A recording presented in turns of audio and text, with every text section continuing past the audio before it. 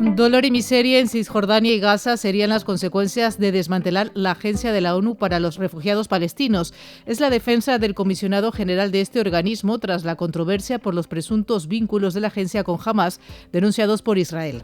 El tema ha sido abordado en Ginebra en el marco de las Naciones Unidas y en Bruselas de la Unión Europea. Es miércoles 14 de febrero y te cuento en pocos minutos la actualidad internacional. GMT. Un podcast de la agencia EFE. Europa, patrocinadora de este podcast, cuenta con la flota de larga distancia más moderna y sostenible del mundo. El comisionado general de la Agencia de la ONU para los Refugiados Palestinos, Philippe Lazzarini, defendió los 75 años de historia de la institución tras las voces que vienen desde Israel para su desmantelamiento y su propia dimisión. El impacto no sería únicamente a corto plazo, además debilitaría nuestra habilidad colectiva para responder a la crisis humanitaria, decía, tras un encuentro con delegaciones de los Estados miembros de la ONU. Las críticas comenzaron el pasado fin de semana cuando el ejército israelí dijo que encontró un presunto túnel de Hamás bajo la sede de la Agencia de la ONU en Gaza. Mientras tanto, Israel sigue bombardeando la ciudad de Rafah a pesar del rechazo internacional a una intervención terrestre en una zona donde se hacinan casi 1,5 millones de palestinos en condiciones precarias.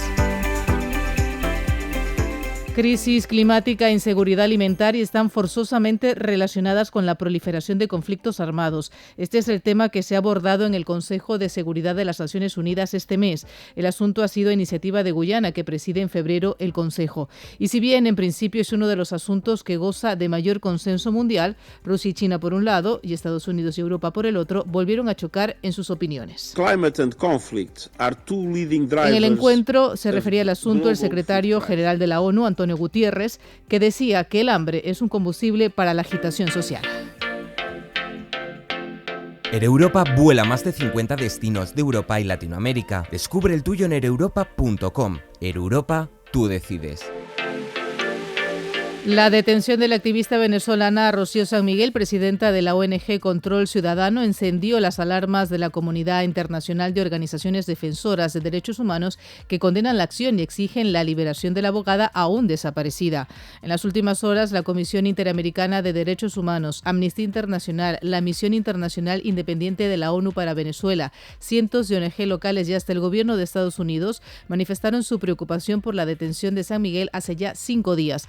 La Fiscalía venezolana la vincula con una trama conspirativa contra el gobierno de Venezuela.